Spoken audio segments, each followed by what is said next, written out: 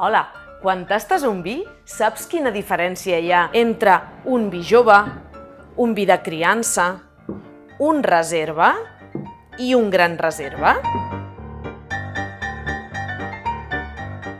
Un vi jove és un bollicao, fresc, expressiu, afruitat, sol tenir un color molt viu. En el cas del blanc, un groc verdós i en el cas del negre, un vermell lilós. Un criança és més madur, és ric, potent, més aspre. Pot criar en fusta, ciment, ceràmica.